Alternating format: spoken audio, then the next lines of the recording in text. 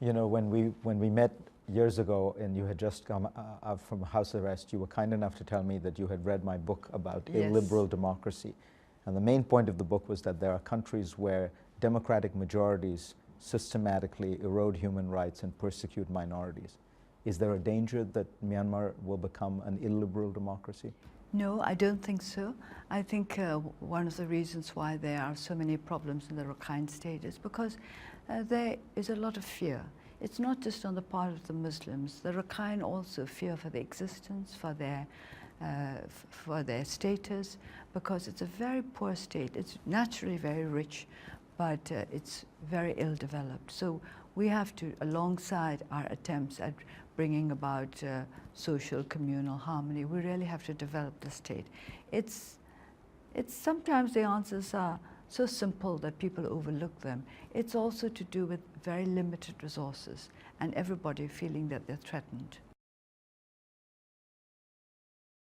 What does it feel like to have been a dissident, somebody under house arrest, and now you're the head of the country? Well, there were lots of decisions I had to make while I was in house arrest, perhaps more than now, because you have to live from day to day by yourself, just with yourself, and that requires many, many important decisions. So the difference, of course, is in the whole setup, but on the other hand, I don't think I'm doing anything very different from what I was as the leader of the opposition.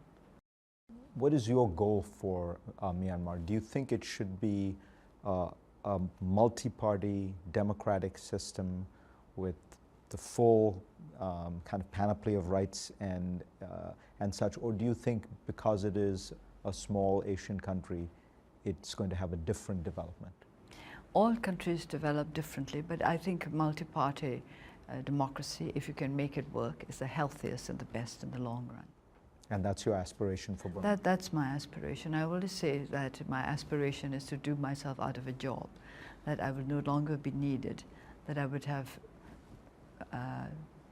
discharged all the duties that I took on when I first became part of the movement for democracy. And then what will you do?